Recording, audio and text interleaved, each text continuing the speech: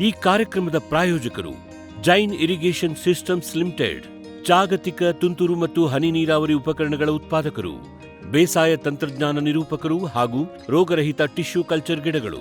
Cadbury's, cocoa ಬೆಳೆಸಿ ಅಧಿಕ ಆದಾಯ ಗಳಿಸಿ. ವೀಕ್ಷಕರೇ ನಮಸ್ಕಾರ. ಇವತ್ತಿನ ಕೃಷಿ ಋಷಿಯ ಅಂಗಳದಲ್ಲಿ ಕಾರ್ಯಕ್ರಮಕ್ಕೆ ಸ್ವಾಗತ. ಕರ್ನಾಟಕ ರಾಜ್ಯದಲ್ಲಿ ಒಟ್ಟು 33 ಕೃಷಿ ವಿಜ್ಞಾನ ಕೇಂದ್ರಗಳು ಕೆಲಸ ಮಾಡ್ತಾ ಇವೆ. ನಾವು ಯಾವುದೇ ಕೃಷಿ ವಿಜ್ಞಾನ ಕೇಂದ್ರ ಇರಬಹುದು ಅಥವಾ ಸಂಶೋಧನಾ ಸಂಸ್ಥೆಗಳಿಗೆ ಹೋದರೆ ಮೊದಲು ಅಲ್ಲಿನ ಮುಖ್ಯಸ್ಥರನ್ನು ಮಾತಾಡಿಸಿ ನಿಮಗೆ ಕಾರ್ಯಕ್ರಮವನ್ನು ಕೊಡ್ತೀವಿ. ಅದೇ ರೀತಿ ನಾವು ಇವತ್ತು ICAR ಕೃಷಿ ವಿಜ್ಞಾನ ಕೇಂದ್ರ VC ಫಾರ್ಮ್ ಮಂಡ್ಯಕ್ಕೆ ಬಂದಿದ್ದೀವಿ. ಇಲ್ಲಿನ ಹಿರಿಯ ವಿಜ್ಞಾನಿಗಳು ಹಾಗೂ ಮುಖ್ಯಸ್ಥರಾದಂಥ ಡಾಕ್ಟರ್ ನರೇಶ್ NT ಸರ್ ಅವರನ್ನು ಮಾತಾಡಿಸಿ ಈ ಕೃಷಿ ವಿಜ್ಞಾನ ಕೇಂದ್ರ ಯಾವ ರೀತಿ ಕೆಲಸ ಮಾಡ್ತಾ ಇದೆ, ಇಲ್ಲಿಂದ ರೈತರಿಗೆ ಏನೆಲ್ಲ ಮಾಹಿತಿಗಳು ಮತ್ತು ತರಬೇತಿ ಕಾರ್ಯಕ್ರಮಗಳು ಕೊಡ್ತಾ ಇದ್ದಾರೆ ಅನ್ನೋ ಎಲ್ಲ ಮಾಹಿತಿಯನ್ನು ಅವರನ್ನೇ ಕೇಳಿ ತಿಳ್ಕೊಂಬರೋಣ. ನಮಸ್ಕಾರ. ನಾನು ಇಲ್ಲಿ ಈ ಕೃಷಿ ವಿಜ್ಞಾನ ಕೇಂದ್ರ VC ಫಾರ್ಮ್ ಮಂಡ್ಯದಲ್ಲಿ ಹಿರಿಯ ವಿಜ್ಞಾನಿ ಮತ್ತು ಮುಖ್ಯಸ್ಥರಾಗಿ ಕಳೆದ 2019ರಿಂದ ಕಾರ್ಯನಿರ್ವಹಿಸುತ್ತಿದ್ದೇನೆ. ಇದಕ್ಕಿಂತ ಮುಂಚೆ ನಾನು ಚಾಮರಾಜನಗರದಲ್ಲಿ 12 ವರ್ಷಗಳ ಕಾಲ ವಿಜ್ಞಾನಿ ಕೆಲಸ ನಿರ್ವಹಿಸುತ್ತಿದ್ದೆ. ನಂತರ ನಾನು ಇಲ್ಲಿಗೆ ಬಂದು ಕೆಲಸ ಮಾಡ್ತಾ ಇದ್ದೇನೆ. ಈ ಒಂದು ಮಂಡ್ಯ ಜಿಲ್ಲೆಯಲ್ಲಿ ನಿಮಗೆಲ್ಲ ಗೊತ್ತಿರುವಂತೆ ಕಾವೇರಿ ಅಚ್ಚುಕಟ್ಟು ಪ್ರದೇಶದಿಂದ ಹೆಚ್ಚಿನಾಗಿ ಈ ಒಂದು ಜಿಲ್ಲೆಯಲ್ಲಿ ಭತ್ತ ಮತ್ತು ಕಬ್ಬು ಹೆಚ್ಚು ಬೆಳೀತಾ ಇದ್ದಾರೆ. ಭತ್ತ ಸುಮಾರು 70,000 ಹೆಕ್ಟೇರ್ನಲ್ಲಿ ಬೆಳೀತಾ ಇದ್ದಾರೆ. ಅದೇ ರೀತಿಯ ಕಬ್ಬು ಸಹ 65,000 ಹೆಕ್ಟೇರ್ನಲ್ಲಿ ಬೆಳೀತಾ ಇದ್ದಾರೆ. ನಿಮಗೆಲ್ಲ ತಿಳಿದಿರೋ ಹಾಗೆ ಪ್ರತಿಯೊಂದು ಜಿಲ್ಲೆಯಲ್ಲೂ ಸಹ ಕೃಷಿ ವಿಜ್ಞಾನ ಕೇಂದ್ರ ಕಾರ್ಯನಿರ್ವಹಿಸುತ್ತಾ ಇದೆ. ಮಂಡ್ಯ ಜಿಲ್ಲೆಯಲ್ಲೂ ಸಹ VC ಫಾರಮ್ನಲ್ಲಿ ಕಾರ್ಯನಿರ್ವಹಿಸ್ತಾ ಇದೆ. ಕರ್ನಾಟಕದಲ್ಲಿ ಒಟ್ಟು 33 KVKಗಳು ಕಾರ್ಯನಿರ್ವಹಿಸುತ್ತಾ ಇದೆ. ಕೆಲವು ಜಿಲ್ಲೆಗಳಲ್ಲಿ 2 KVKಗಳು ಕಾರ್ಯನಿರ್ವಹಿಸುತ್ತಾ ಇದೆ. ಮಂಡ್ಯದಲ್ಲಿ ಒಟ್ಟು 7 ತಾಲೂಕಿಗೆ ಈ ಒಂದು ಕೃಷಿ ವಿಜ್ಞಾನ ಕೇಂದ್ರ ಕಾರ್ಯವನ್ನು ನಿರ್ವಹಣೆಯನ್ನು ಮಾಡ್ತಾ ಇದೆ. ನಿಮಗೆಲ್ಲ ಗೊತ್ತಿರುವಂತೆ ಈ ಒಂದು ಕೃಷಿ ವಿಜ್ಞಾನ ಕೇಂದ್ರಕ್ಕೆ ತನ್ನದೇ ಆದ ಒಂದು ಧ್ಯೇಯೋದ್ದೇಶಗಳಿದ್ದಾವೆ. ಮೊದಲನೇದಾಗಿ ರೈತರಿಗೆ ಒಂದು ನಮ್ಮ ಕೃಷಿ ವಿಶ್ವವಿದ್ಯಾನಿಲಯ ಆಗಿರ್ಬೋದು, ಬೇರೆ ಒಂದು ವಿಶ್ವವಿದ್ಯಾಲಯದಿಂದ ಬಿಡುಗಡೆ ಆಗಿರತಕ್ಕಂಥ ಒಂದು ತಂತ್ರಜ್ಞಾನಗಳನ್ನ ನಾವು ಕ್ಷೇತ್ರ ಮರುಪರಿಶೀಲನೆ ಅಂತ ಕರಿತೀವಿ. ಅದನ್ನು ಸಹ ನಮ್ಮ ಕೃಷಿ ವಿಜ್ಞಾನ ಕೇಂದ್ರದ ವತಿಯಿಂದ ಮಾಡ್ತಾಯಿದ್ದೀವಿ. ನಂತರ ಹೊಸದಾಗಿ ಬಿಡುಗಡೆಗೊಂಡಂಥ ಒಂದು ತಂತ್ರಜ್ಞಾನ ಆಗಿರ್ಬೋದು, ತಳಿಗಳಾಗಿರ್ಬೋದು, ಅದನ್ನು ಮುಂಚೂಣಿ ಪ್ರಾತ್ಯಕ್ಷಿಕೆಗಾಗಿ ನಾವು ಕಾರ್ಯವನ್ನು ಮಾಡ್ತಾಯಿದ್ದೀವಿ. ಅದು ಕೆಲವು ಆಯ್ದ ರೈತರ ಜಮೀನುಗಳಲ್ಲಿ ನಾವು ಆ ಒಂದು ಮುಂಚೂಣಿ ಪ್ರಾತ್ಯಕ್ಷಿಕೆಯನ್ನು ತೆಗೆದುಕೊಂಡು ನಂತರ ಅವರಿಗೆ ತಂತ್ರಜ್ಞಾನಗಳನ್ನು ಕೊಟ್ಟು ನಂತರ ಒಂದು ಬೆಳೆ ಕಟಾವಿಗೆ ಅಂತ ಬಂದಾಗ ಒಂದು ಕ್ಷೇತ್ರೋತ್ಸವನ ನಾವು ರೈತರ ಜಮೀನಲ್ಲಿ ಅಭಿವೃದ್ಧಿ ಇಲಾಖೆ ಅಧಿಕಾರಿಗಳನ್ನು ಕರೆಸಿ ಅವರಿಗೂ ಸಹ ಒಂದು ತಂತ್ರಜ್ಞಾನ ಮನದಟ್ಟು ಮಾಡುವಂತೆ ಮಾಡ್ತಾಯಿದ್ದೇವೆ. ಅದೇ ರೀತಿಯಾಗಿ ರೈತರಿಗೆ ಗುಣಮಟ್ಟದ ಪರಿಕರಗಳು, ಬೀಜ ಆಗಿರ್ಬೋದು, ಜೈವಿಕ ಗೊಬ್ಬರಗಳಾಗಿರ್ಬೋದು, ನಂತರ ಸಸಿಗಳನ್ನ ಸಹ ನಾವು ರೈತರಿಗೆ ಕೊಡ್ತಾಯಿದ್ದೀವಿ. ಅದೇ ರೀತಿಯಾಗಿ ನಮ್ಮಲ್ಲಿ ಮಾಡಲಾಗಿರತಕ್ಕಂಥ ಬನಾನಾ ಸ್ಪೆಷಲ್ ಆಗಿರ್ಬೋದು, ವೆಜಿಟೇಬಲ್ ಸ್ಪೆಷಲ್ ಆಗಿರ್ಬೋದು, ಅದನ್ನು ಸಹ ನಾವು ಬೇರೆ KVK ತಂದು ಸಹ ರೈತರಿಗೆ ಇದರ ಬಗ್ಗೆ ಮಾಹಿತಿ ಕೊಟ್ಟು ಅವ್ರಿಗೂ ಸಹ ಇಲ್ಲಿ ಮಾರಾಟ ಮಾಡ್ತಾಯಿದ್ದೀವಿ.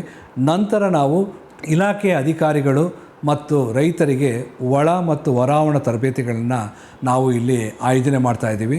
ನಿಮಗೆಲ್ಲ ಗೊತ್ತಿರ್ಬೋದು, ಇಲಾಖೆ ಅಧಿಕಾರಿಗಳು ತಮ್ಮ ಒಂದು ವಿದ್ಯಾಭ್ಯಾಸನ ಮುಗಿಸಿ ನಂತರ ಇಲಾಖೆಯಲ್ಲಿ ತೊಡಗಿಸ್ಕೊಂಡಾಗ ಅವ್ರಿಗೆ ಒಂದು ಉನ್ನತ ತಂತ್ರಜ್ಞಾನಗಳನ್ನ ಪರಿಚಯ ಮಾಡಲಿಕ್ಕೋಸ್ಕರ ನಾವು ವಿಸ್ತರಣಾ ಅಧಿಕಾರಿಗಳಿಗೂ ಸಹ ನಮ್ಮ ಕೃಷಿ ವಿಜ್ಞಾನ ಕೇಂದ್ರದಲ್ಲಿ ಅಭಿವೃದ್ಧಿ ಇಲಾಖೆಗಳು, ಒಂದು ಕೃಷಿ ಇಲಾಖೆ ಆಗಿರ್ಬೋದು, ತೋಟಗಾರಿಕೆ ಇಲಾಖೆ ಆಗಿರ್ಬೋದು, ಮಹಿಳಾ ಮತ್ತು ಮಕ್ಕಳ ಕಲ್ಯಾಣ ಇಲಾಖೆ, ರೇಷ್ಮೆ ಇಲಾಖೆ, ಇಲ್ಲಿನ ಅಧಿಕಾರಿಗಳಿಗೆ ನಾವು ತಂತ್ರಜ್ಞಾನಗಳನ್ನ ಪರಿಚಯಿಸ್ಕೊಡೋದಕ್ಕೋಸ್ಕರ ನಾವು ಒಂದು ಒಳಾವರಣ ತರಬೇತಿ ಕಾರ್ಯಕ್ರಮವನ್ನು ನಾವು ಇಲಾಖೆ ಅಧಿಕಾರಿಗಳಿಗೆ ತರಬೇತಿ ಮಾಡ್ತಾಯಿದ್ದೀವಿ.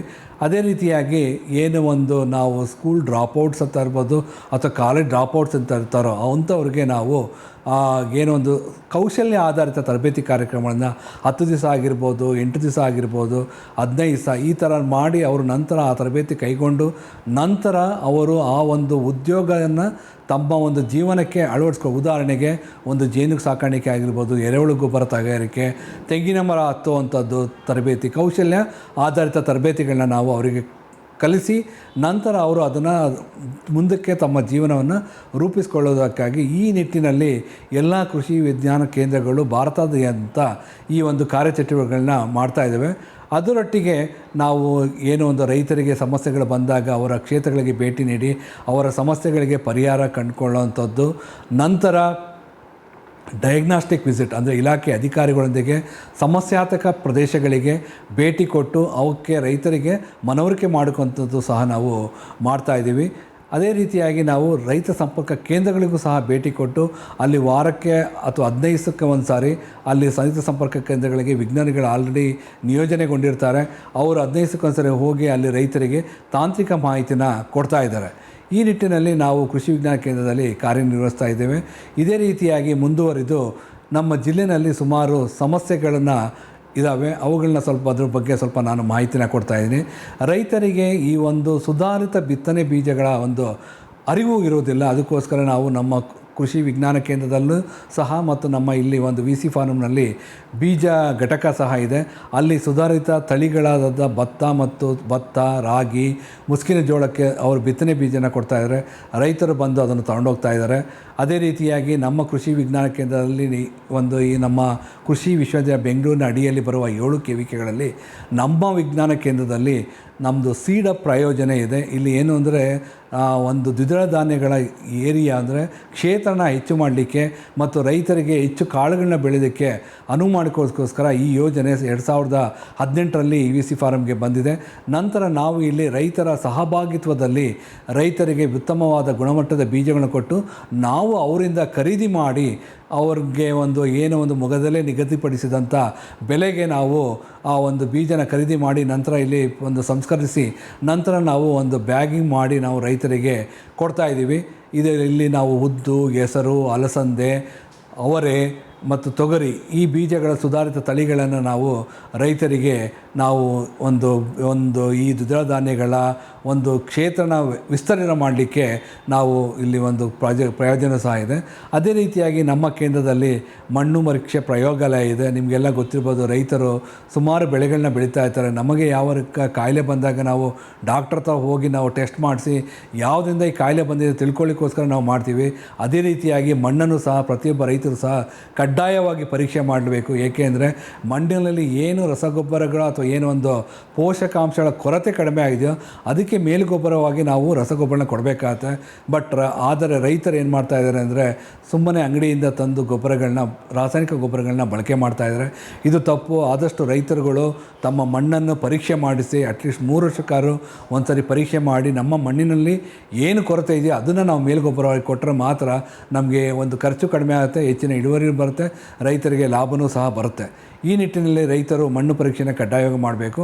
ಆ ನಿಟ್ಟಿನಲ್ಲಿ ನಮ್ಮ ಕೃಷಿ ವಿಜ್ಞಾನ ಕೇಂದ್ರದಲ್ಲಿ ಮಣ್ಣು ಪರೀಕ್ಷೆ ಪ್ರಯೋಗಾಲಯ ಇದೆ. ಅದೇ ರೀತಿಯಾಗಿ ನೀರನ್ನು ಸಹ ನಾವು ಪರೀಕ್ಷೆ ಮಾಡಿ ಕೊಡ್ತೇವೆ. ಅದಕ್ಕೆ ಪ್ರತಿ ಮಣ್ಣು ಮಾದರಿಗೆ ನಾವು 200 ರೂಪಾಯಿಗೆ ನಾವು ಚಾರ್ಜ್ ಮಾಡ್ತಾಯಿದ್ವಿ.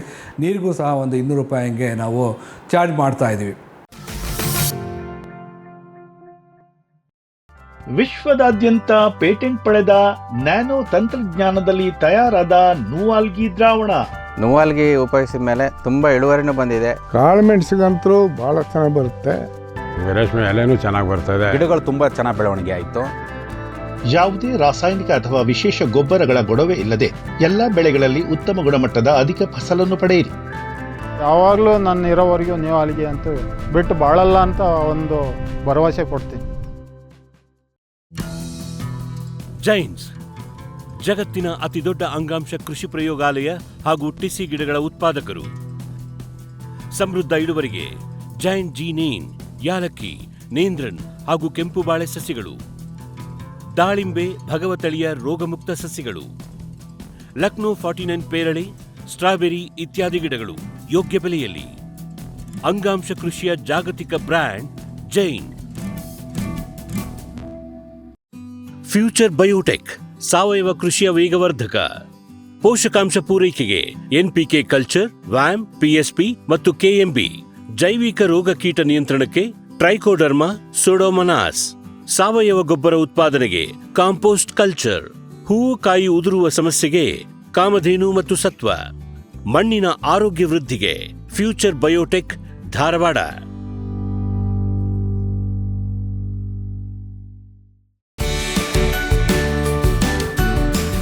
ಎಲ್ಸಾಲ್ ತಂದಿದೆ ಜಾಗತಿಕ ಗುಣಮಟ್ಟದ ನಿಖರ ನೀರಾವರಿ ಮತ್ತು ಫರ್ಟಿಗೇಷನ್ ಆಟೋಮೇಷನ್ ತಂತ್ರಜ್ಞಾನ. ಕೃಷಿ ಕಾರ್ಮಿಕರ ಕೊರತೆ, ದುಬಾರಿ ಕೂಲಿ ಮತ್ತು ಅನಿಯಮಿತ ವಿದ್ಯುತ್ ಪೂರೈಕೆಗೆ ಪರಿಹಾರ. ನಮ್ಮ 12 ವರ್ಷಗಳ ನಂಬಿಕಾರ್ಹ ಉಪಕರಣಗಳಿಂದ ಇದೀಗ ಕೃಷಿ ನೀರಾವರಿ ನಿಮ್ಮ ಬೆರಳ ತುದಿಯಲ್ಲಿ. ಎಲ್ಸಾಲ್.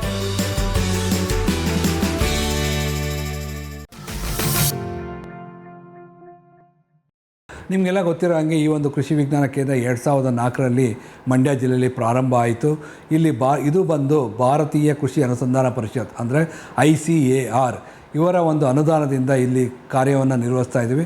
ನಾವು ಈ 7 ತಾಲೂಕುಗಳಲ್ಲಿ ಕೆಲ ಕಾರ್ಯನ ನಿರ್ವಹಿಸ್ತಾ ಇದ್ದೀವಿ. ನಾವು ಪ್ರತಿ ವರ್ಷ ನಾವು ಒಂದು ಏನು ನಮ್ಮ ಕ್ಷೇತ್ರ ಪರಿಶೀಲನೆ ಆಗಿರ್ಬೋದು, ಮುಂಚೂಣಿ ಪ್ರಾತ್ಯಕ್ಷಿಕೆಗಳನ್ನು ಆಯ್ದ ಒಂದು ಕ್ಲಸ್ಟರ್ ಅಂತ ಕರಿತೀವಿ. ಆ ಕ್ಲಸ್ಟರ್ಗಳಲ್ಲಿ ನಾವು ಕಾರ್ಯನ ನಿರ್ವಹಿಸ್ತಾ ಇದ್ದೀವಿ.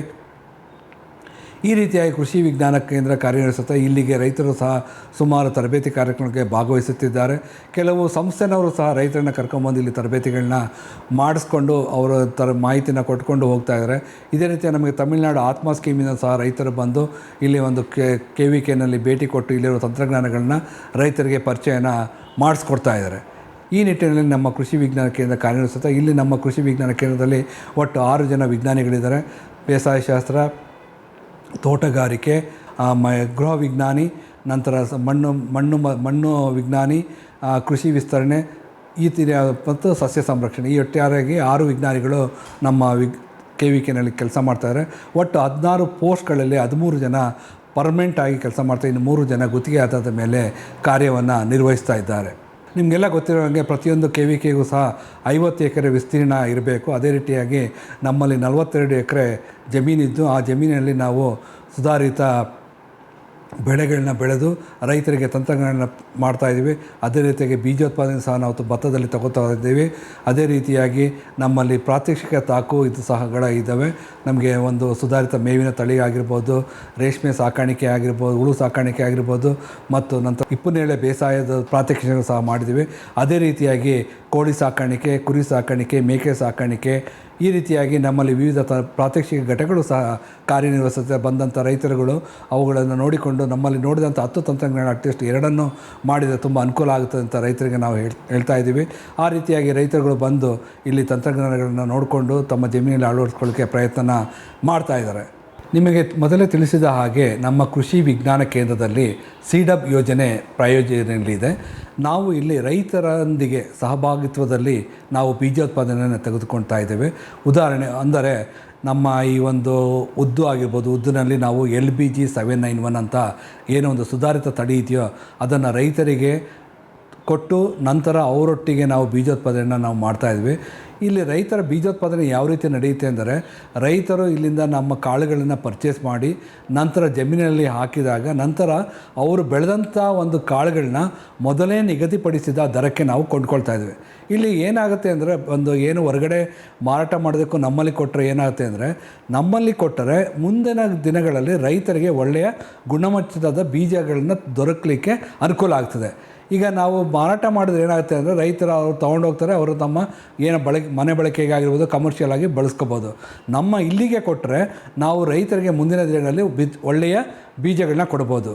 ನಮ್ಮಲ್ಲಿ ಕೊಟ್ಟ ಏನಾಗುತ್ತೆ ಅಂದರೆ ನಾವು ತಂದಂಥ ಬೀಜಗಳನ್ನ ನಮ್ಮ ಒಂದು ವಲಯ ಕೃಷಿ ಸಂಶೋಧನಾ ಕೇಂದ್ರದಲ್ಲಿರುವ ಬೀಜ ಸಂಸ್ಕರಣಾ ಘಟಕದಲ್ಲಿ ಒಂದು ಏನು ಜರಡಿಗಳ ಮುಖಾಂತರ ಸಂಸ್ಕರಿಸಿ ನಂತರ ಅದನ್ನು 5 kg ಬ್ಯಾಗ್ನಲ್ಲಿ ನಾವು ಬ್ಯಾಗಿಂಗ್ ಮಾಡಿ ನಂತರ ಅದಕ್ಕೆಲ್ಲ ಸೀಡ್ ಟ್ರೀಟ್ಮೆಂಟ್ ಎಲ್ಲ ಮಾಡಿ ನಂತರ ನಾವು ಅದನ್ನು ನಮ್ಮ ಉಗ್ರಾಣದಲ್ಲಿ ದಾಸ್ತಾನು ಮಾಡ್ಕೊಳ್ತೀವಿ.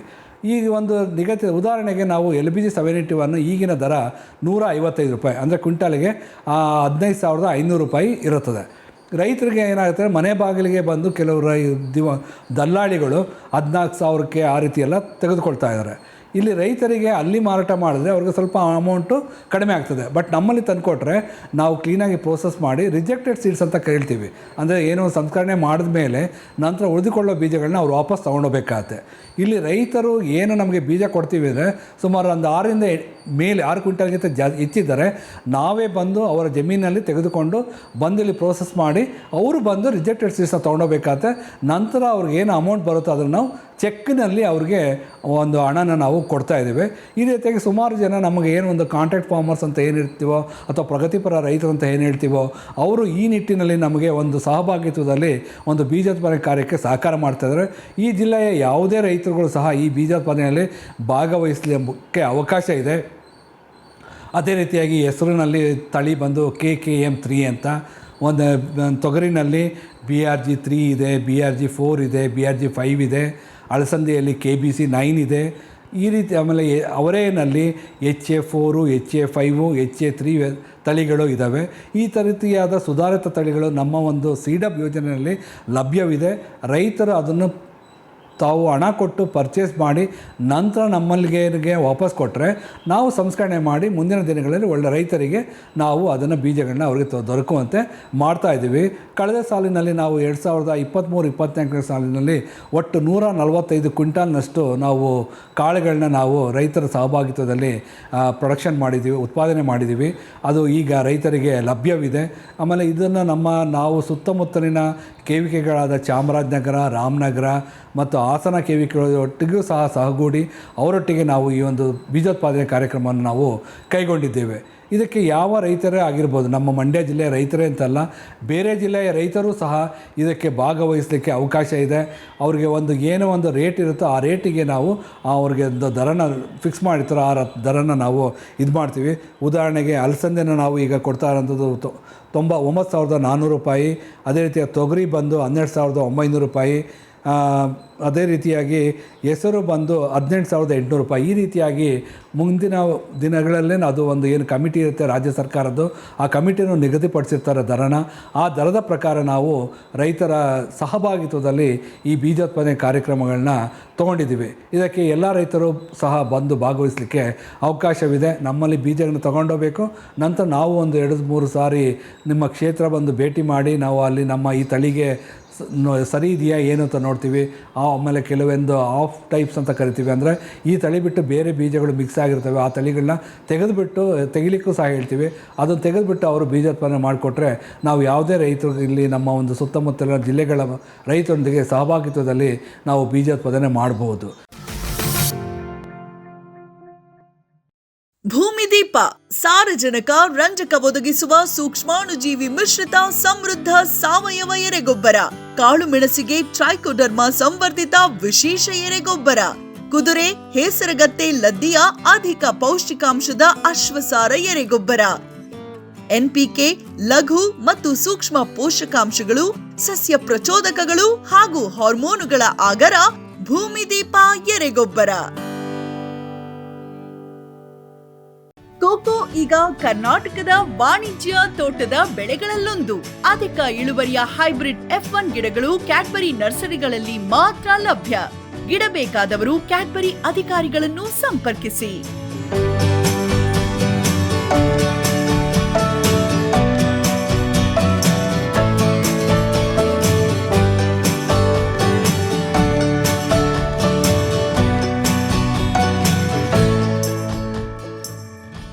ಕ್ಯಾಪ್ಸ್ಬರ್ ಅಗ್ರಿಸೈನ್ಸ್ ICAR ಕೃಷಿ ವಿಜ್ಞಾನ ಸಂಸ್ಥೆಗಳ ಸೂಕ್ಷ್ಮ ಪೋಷಕಾಂಶ ಮಿಶ್ರಣಗಳು. IISR ನ pepper special, ginger rich, cardamom special, IIHR ನ banana special, mango special, citrus special ಮತ್ತು ವೆಜಿಟೇಬಲ್ ಸ್ಪೆಷಲ್. ಪೊಟ್ಯಾಶ್ ಪೂರೈಕೆಗೆ NRCPಯ ಸೋನಾರ್, ರೋಗ ನಿಯಂತ್ರಣಕ್ಕೆ UHS ನ ಟ್ರೈಕೋ ಕವಚ್, ಉತ್ತಮ ಗುಣಮಟ್ಟದ ಸೀಬೆ ಬೆಳೆಗೆ ಗ್ವಾವಾ ಸ್ಪೆಷಲ್. 10 ವರ್ಷಗಳಿಂದ ರೈತರ ಸೇವೆಯಲ್ಲಿ ಕ್ಯಾಪ್ಸ್ಬರ್ಡ್. ಜೈನ್ ಇರಿಗೇಷನ್ ಸಿಸ್ಟಮ್ಸ್ ಲಿಮಿಟೆಡ್ ಭಾರತದ ಹನಿ ನೀರಾವರಿ ತಂತ್ರಜ್ಞಾನದ ಪ್ರಥಮ ಪ್ರವರ್ತಕ. ಜಗತ್ತಿನ ಅತಿ ದೊಡ್ಡ ಸ್ಪ್ರಿಂಕ್ಲರ್ಸ್ ಉತ್ಪಾದಕ ಕಂಪನಿ. ಸಂರಕ್ಷಿತ ಕೃಷಿಯಲ್ಲಿ ಹಸಿರು ಮನೆಗಾಗಿ ಮಿಸ್ಟರ್, ಫಾಗರ್, ಫ್ಯಾನ್ ಮತ್ತು ಪ್ಯಾಡ್ ಹಾಗೂ ನೆರಳು ಮನೆ. ಸ್ವಯಂ ಚಾಲಿತ ನೀರಾವರಿ ವ್ಯವಸ್ಥೆ ಮತ್ತು ರಸಾವರಿ ತಂತ್ರಜ್ಞಾನ. ಕೃಷಿಯಲ್ಲಿ ನೀರಿನ ಸಮರ್ಪಕ ಬಳಕೆ ಹಾಗೂ ಉಳಿತಾಯಕ್ಕೆ ಮತ್ತೊಂದು ಹೆಸರು ಜೈನ್. ಗ್ರೀನ್ ಪ್ಲಾಸ್ಟ್ ISI ಪ್ರಮಾಣೀಕೃತ ಪರಿಶುದ್ಧ HDPE ಜಿಯೋ ಮೆಂಬ್ರೇನ್ ಪಾಂಡ್ ಲೈನರ್ಗಳು. ಕೃಷಿ ಹೊಂಡ, ಕೆರೆ, ಕಾಲುವೆ, ಮೀನುಕೊಳ, ಸ್ಪಿರುಲಿನಾ ಹೊಂಡಗಳಿಗೆ ಬೇಕಾದ ಆಕಾರ ಮತ್ತು ವಿಸ್ತೀರ್ಣಗಳಲ್ಲಿ ಸರ್ಕಾರದ ಸಬ್ಸಿಡಿ ಯೋಜನೆಯಡಿ ಲಭ್ಯ. 100% ಪುನರ್ಬಳಕೆ, UV ಮತ್ತು ಒಡಕು ನಿರೋಧಕ, ಪಕ್ಕಾ ಜೋಡಣೆ, 5 ವರ್ಷಗಳ ಲಿಖಿತ ವಾರಂಟಿ. ಗ್ರೀನ್ ಪ್ಲಾಸ್ಟ್.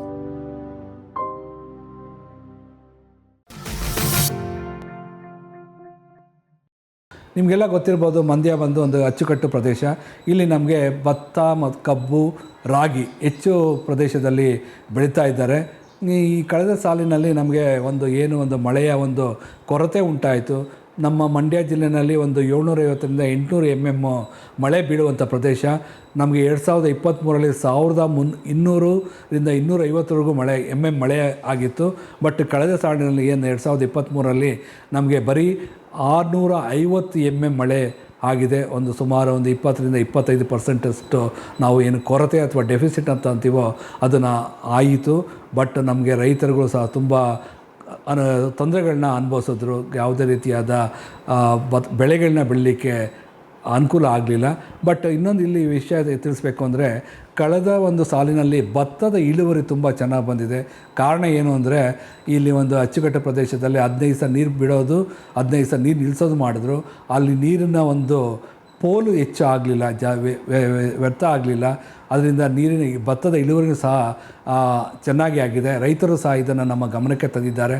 ರೈತರು ಸಹ ಈ ಇಳುವರಿನೂ ಚೆನ್ನಾಗಾಗಿದೆ ಮತ್ತು ಒಳ್ಳೆ ದರನೂ ಸಿಕ್ಕಿದೆ ಅಂತ ಹೇಳಿದ್ದಾರೆ. ಬಟ್ ರೈತರು ಇನ್ನೊಂದು ಏನು ಮಾಡ್ತಾರೆ ಅಂದರೆ, ತಮ್ಮ ಒಂದು ಏನು ಉತ್ಪಾದನೆ ಮಾಡ್ತಾರೋ ಆ ಕಾಳುಗಳಾಗಿರ್ಬೋದು ಮತ್ತು ಏಕದಳ ಧಾನ್ಯಗಳಾಗಿರ್ಬೋದು ಜಮೀನಲ್ಲೇ ಮಾರಾಟ ಮಾಡ್ತಾರೆ. ಇದು ತುಂಬ ತಪ್ಪು.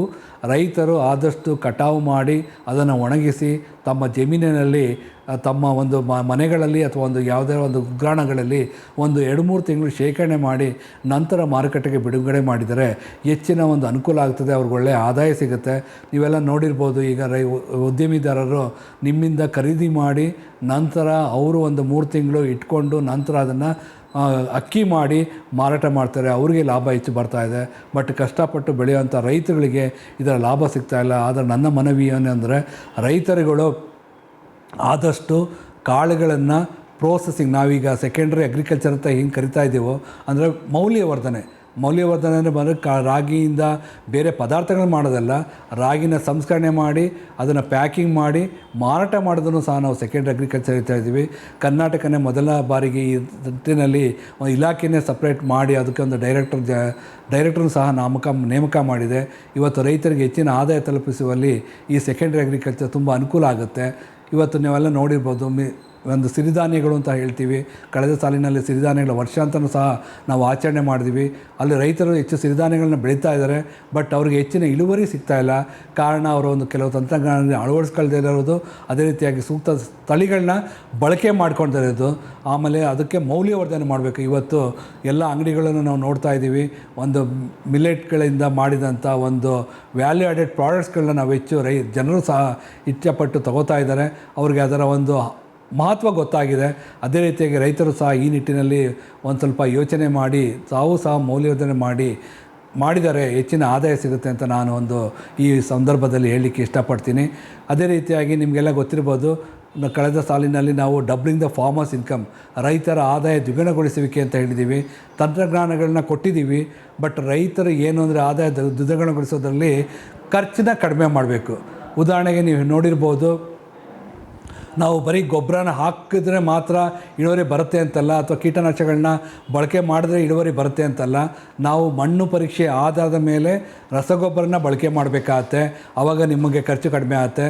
ಆಮೇಲೆ ನಾವು ಕೀಟನಾಶಕಗಳನ್ನ ಬಳಕೆ ಮಾಡಬೇಕಾದ್ರೆ ಥ್ರೆಶೋಲ್ಡ್ ಲೆವೆಲ್ ಅಂತ ಹೇಳ್ತೀವಿ. ಅಂದರೆ ಎಷ್ಟು ಪರ್ಸೆಂಟು ಲಾಸ್ ಆಗುತ್ತೆ ಅದನ್ನು ನೋಡ್ಕೊಂಡು ನಾವು ಸಸ್ಯ ಸಂರಕ್ಷಣಾ ಕ್ರಮಗಳನ್ನ ಅನುಸರಿಸಬೇಕಾಗತ್ತೆ. ಬಟ್ ರೈತರು ಏನು ಮಾಡ್ತಾರೆ, 1 ಹುಳ 2 ಹುಳ ಒಂದು ಗಿಡದಲ್ಲಿ ಕಂಡು ಬಂದರೆ ಇಮ್ಮಿಡಿಯೇಟಾಗಿ ಅಂಗಡಿಗೆ ಹೋಗಿ ಇಮ್ಮಿಡಿಯೇಟಾಗಿ ಡೈರೆಕ್ಟಾಗಿ ಕೆಮಿಕಲ್ ಕಂಟ್ರೋಲಿಗೆ ಹೋಗ್ತಾರೆ. ಇದು ತಪ್ಪು. ನಾವು ಇಂಟಿಗ್ರೇಟೆಡ್ ಪೆಸ್ಟ್ ಮ್ಯಾನೇಜ್ಮೆಂಟ್ ಅಂದರೆ ಸಮಗ್ರ ಕೀಟ ನಿರ್ವಹಣಾ ಪದ್ಧತಿಗಳನ್ನ ಬಳಸ್ಕೋಬೇಕಾಗತ್ತೆ. ಮೊದಲು ಕಲ್ಚರಲ್ ಮೆಥಡ್ಸ್ ಅಂತ ಹೇಳ್ತೀವಿ, ಜೈವಿಕ ಪದ್ಧತಿಗಳನ್ನ ಬಳಸ್ಕೊಂಡು ಕೊನೆಗೆ ನಾವು ರಾಸಾಯನಿಕ ಹಂತಕ್ಕೆ ನಾವು ಕೀಟನಾಶಕಗಳನ್ನ ಬಳಸಬೇಕಾಗತ್ತೆ. ಬಟ್ ರೈತರು ಈ ನಿಟ್ಟಿನಲ್ಲಿ ಯೋಚನೆ ಮಾಡಿದರೆ ಖಂಡಿತ ಕೃಷಿಯಲ್ಲಿ ಆದಾಯನ ದ್ವಿಗುಣಗೊಳಿಸೋಕ್ಕೆ ಸಾಧ್ಯತೆ ಇದೆ. ಸುಮಾರು ಜನ ರೈತರುಗಳು ಈ ರೀತಿ ಖರ್ಚನ್ನು ಕಡಿಮೆ ಮಾಡಿಕೊಂಡು ತಮ್ಮ ಆದಾಯನ ದ್ವಿಗುಣಗೊಳಿಸ್ಕೊಂಡು ಮಾಡ್ತಾ ಇದ್ದಾರೆ. ಇದನ್ನು ಬೇರೆ ರೈತರು ಇದರ ಮಹತ್ವ ತಿಳಿದುಕೊಂಡು ತಾವು ಸಹ ಈ ಥರ ಮಾಡಿದ್ರೆ ನಿಮಗೆ ಖರ್ಚು ಕಡಿಮೆ ಮಾಡಿಕೊಂಡು ಜಾಸ್ತಿ ಆದಾಯನ ಮಾಡ್ಕೋಬೋದು ಅಂತ ನಾನು ಈ ಒಂದು ಸಂದರ್ಭದಲ್ಲಿ ಹೇಳಲಿಕ್ಕೆ ಇಷ್ಟಪಡ್ತೀನಿ. ನಿಮಗೆ ನೋಡಿರ್ಬೋದು, ಮಂಡ್ಯ ಜಿಲ್ಲೆಯಲ್ಲಿ ಭತ್ತ, ಕಬ್ಬು, ರಾಗಿ ನೀರಾವರಿ ಅಚ್ಚುಕಟ್ಟು ಪ್ರದೇಶದಲ್ಲಿ ಹೆಚ್ಚು ಬೆಳೀತಾರೆ. ಅದೇ ನೀವು ಮಳವಳ್ಳಿ ಮತ್ತು KR ಪೇಟೆ ತಾಲೂಕುಗಳಿಗೆ ನಾವು ತರಕಾರಿ ಬೆಳೆಗಳನ್ನ, ವೈವಿಧ್ಯಮಯ ಬೆಳೆಗಳನ್ನ ನಾವು ನೋಡ್ತಾ ಇದ್ದೀವಿ. ಕಾರಣ ಎಷ್ಟೇ, ಎಲ್ಲಿ ನೀರಿರುತ್ತೋ ಅಲ್ಲಿ ಬರೀ ಭತ್ತ ಕಬ್ಬು ಬೆಳೀಲಿಕ್ಕೆ ರೈತರು ಇಚ್ಛೆ ಪಡ್ತಾ ಇದ್ದಾರೆ. ಆದರೂ ಸಹ ಕೆಲವು ಪ್ರಗತಿಪರ ರೈತರು ಇನ್ನೂ ಒಂದು ಹೆಜ್ಜೆ ಮುಂದಿಟ್ಟು ತಮ್ಮ ಬೇರೆ ಬೇರೆ ಡ್ರ್ಯಾಗನ್ ಫ್ರೂಟ್ ಆಗಿರ್ಬೋದು, ನುಗ್ಗೆ ಬೆಳೆದು ಅದರ ಒಂದು ಪೌಡ್ರ್ ಮಾಡಿ, ನುಗ್ಗೆ ಸೊಪ್ಪಿನಿಂದ ಪೌಡ್ರ್ ಮಾಡಿ ಅದಕ್ಕೆ ಮೌಲ್ಯವರ್ಧನೆ ಮಾಡುವಂಥ ರೈತರುಗಳು ಸಹ ಇದ್ದಾರೆ. ಅದೇ ರೀತಿಯಾಗಿ ನಮಗೆ KR ಪೇಟೆ ಮಳವಳ್ಳಿನಲ್ಲಿ ಹೆಚ್ಚು ರೈತರುಗಳು ತಮ್ಮ ತರಕಾರಿ ಬೆಳೆಗಳಲ್ಲಿ ಬೆಳೆದು ನಂತರ ಅದನ್ನು ಮಾರ್ಕೆಟಿಗೆ ಸಾಗಿಸುವಲ್ಲಿ ತಮ್ಮ ಯಶಸ್ಸನ್ನು ಮಾಡಿರ್ತಾರೆ. ಅವರು ಸಹ ಹೆಚ್ಚು ಆದಾಯವನ್ನು ಗಳಿಸ್ಕೊಳ್ತಾ ಇದ್ದಾರೆ. ಇತ್ತೀಚಿನ ದಿನಗಳಲ್ಲಿ ಒಂದು ಪೌಷ್ಟಿಕ ಕೈತೋಟವನ್ನು ಸಹ ಹೆಚ್ಚು ಸದ್ದು ಮಾಡ್ತಾ ಇದೆ. ಎಲ್ಲ ರೈತರು ತಮ್ಮ ಮನೆಗೆ ಬೇಕಾದಷ್ಟು ತರಕಾರಿಗಳನ್ನು ಸಾವಯವ ಕ್ರಮದಲ್ಲಿ ತರಕಾರಿಗಳನ್ನು ಬೆಳೆದು ಉಪಯೋಗಿಸಿದ್ರೆ ಖರ್ಚು ಸಹ ಕಡಿಮೆ ಆಗುತ್ತೆ, ಮನೆಗೆ ಹೆಚ್ಚು ತರಕಾರಿಗಳು ಸಿಗುತ್ತೆ, ಆಮೇಲೆ ಪೌಷ್ಟಿಕಾಂಶಗಳು ಸಹ ಜಾಸ್ತಿ ಆಗುತ್ತೆ. ಈ ನಿಟ್ಟಿನಲ್ಲಿ ನಾವು ಅದರ ಬಗ್ಗೆಯೂ ಸಹ ಹೆಚ್ಚಿನ ಒಂದು ಮಹತ್ವವನ್ನು ಕೊಟ್ಟು ಪ್ರತಿ ವರ್ಷ 30 ಜನ ರೈತರ ಜಮೀನುಗಳಲ್ಲಿ, ಶಾಲೆಗಳಲ್ಲಿ, ಅಂಗನವಾಡಿ ಕೇಂದ್ರಗಳಲ್ಲಿ ಈ ಒಂದು ಪೌಷ್ಟಿಕ ಕೈತೋಟದ ಒಂದು ಪ್ರಾತ್ಯಕ್ಷಿಕೆನ ತಗೊಂಡು ಅದರ ಬಗ್ಗೆ ಮಕ್ಕಳಿಗೆ ಮತ್ತು ಅಲ್ಲಿರುವಂಥ ಒಂದು ಶಿಕ್ಷಕರಾಗಿರ್ಬೋದು ಅವರಿಗೆಲ್ಲ ನಾವು ಮನವರಿಕೆಯನ್ನು ನಾವು ಮಾಡಿಕೊಡ್ತಾ ಇದ್ದೀವಿ. ಇತ್ತೀಚಿನ ದಿನಗಳಲ್ಲಿ ರೈತರು ಸಹ ತಮ್ಮ ಮನೆ ಮುಂದೆ ಇರುವ ಜಾಗಗಳಲ್ಲಿ ಈ ಒಂದು ಪೌಷ್ಟಿಕ ಕೈತೋಟವನ್ನು ನಿರ್ಮಿಸಲು ಸಹ ಉತ್ಸುಕರಾಗಿದ್ದಾರೆ. ಅವರು ಸಹ ಅದನ್ನು ಮಾಡಿಕೊಳ್ತಾ ಇದ್ದಾರೆ. ಪ್ರತಿಯೊಂದು ಮನೆಗೂ ಸಹ ಒಂದು ಕರ್ಬೇವು ಸೊಪ್ಪಿನ ಗಿಡ ಆಗಿರ್ಬೋದು, ನಿಂಬೆ ಗಿಡ ಆಗಿರ್ಬೋದು, ಒಂದು ಪಪ್ಪಾಯ ಗಿಡ ಆಗಿರ್ಬೋದು, ನುಗ್ಗೆ ಗಿಡ ಆಗಿರ್ಬೋದು, ಇಷ್ಟು ಬೆಳ್ಕೊಂಡ್ರೆ ಅವರಿಗೆ ಬೇಕಾದ ತರಕಾರಿಗಳು ಸಹ ಸಿಗುತ್ತೆ. ಇದನ್ನು ನಾವು ಮಾಡಿದ್ರೆ ಖಂಡಿತ ರೈತರಿಗೆ ಒಳ್ಳೆಯ ಒಂದು ಪೌಷ್ಟಿಕ ತರಕಾರಿಗಳು ಸಿಗುತ್ತೆ. ನಂತರ ಅವರೊಂದು ಆದಾಯನೂ ಸಹ ಕಡಿಮೆ ಆಗುತ್ತೆ. ಆಮೇಲೆ ಅವರು ನಮ್ಮ ಮನೇಲಿ ಬೆಳೆದಿದ್ದು ಅಂತ ಸಹ ಒಂದು ಖುಷಿಯಿಂದ ತರಕಾರಿಗಳನ್ನ ಸೇವನೆ ಮಾಡಿದ್ರೆ ತುಂಬ ಅನುಕೂಲ ಆಗುತ್ತೆ ಅಂತ ಈ ಸಂದರ್ಭದಲ್ಲಿ ಹೇಳಲಿಕ್ಕೆ ನಾನು ಇಷ್ಟಪಡ್ತೀನಿ. ವೀಕ್ಷಕರೇ, ಇಷ್ಟೊತ್ತು ನಮಗೆ ಡಾಕ್ಟರ್ ನರೇಶ್ ಸರ್ ಅವರು ಕೃಷಿ ವಿಜ್ಞಾನ ಕೇಂದ್ರಗಳ ಮೂಲ ಧ್ಯೇಯೋದ್ದೇಶಗಳೇನು, ಅವು ರೈತರಿಗೆ ಯಾವ ರೀತಿಯ ಮಾಹಿತಿಯನ್ನು, ಸಂದೇಶವನ್ನು ತಲುಪಿಸ್ತವೆ, ಹಾಗೆಯೇ ಈ ನಮ್ಮ ICAR ಕೃಷಿ ವಿಜ್ಞಾನ ಕೇಂದ್ರ VC ಫಾರ್ಮ್ ಮಂಡ್ಯದಲ್ಲಿ ಯಾವೆಲ್ಲ ಬೆಳೆಗಳ ಬೀಜೋತ್ಪಾದನೆಯನ್ನು ಮಾಡಲಾಗ್ತಾ ಇದೆ, ರೈತರಿಗೆ ಆ ಬೆಳೆಗಳ ಬೀಜವನ್ನು ತಲುಪಿಸಲಾಗ್ತಾ ಇದೆ ಅನ್ನುವ ಎಲ್ಲ ಮಾಹಿತಿಯನ್ನು ನಮಗೆ ಸಂಕ್ಷಿಪ್ತವಾಗಿ ತಿಳಿಸಿದ್ದಾರೆ. ಅವರಿಗೆ ಧನ್ಯವಾದವನ್ನು ಅರ್ಪಿಸುತ್ತಾ ಇವತ್ತಿನ ಸಂಚಿಕೆಯನ್ನು ಇಲ್ಲಿಗೆ ಮುಗಿಸ್ತಾ ಇದ್ದೀವಿ. ನಮಸ್ಕಾರ. ಈ ಕಾರ್ಯಕ್ರಮದ ಪ್ರಾಯೋಜಕರು ಜೈನ್ ಇರಿಗೇಷನ್ ಸಿಸ್ಟಮ್ಸ್ ಲಿಮಿಟೆಡ್, ಜಾಗತಿಕ ತುಂತುರು ಮತ್ತು ಹನಿ ನೀರಾವರಿ ಉಪಕರಣಗಳ ಉತ್ಪಾದಕರು, ಬೇಸಾಯ ತಂತ್ರಜ್ಞಾನ ನಿರೂಪಕರು ಹಾಗೂ ರೋಗರಹಿತ ಟಿಶ್ಯೂ ಕಲ್ಚರ್ ಗಿಡಗಳು. ಕ್ಯಾಡ್ಬರೀಸ್, ಕೋಕೋ ಬೆಳೆಸಿ ಅಧಿಕ ಆದಾಯ ಗಳಿಸಿ.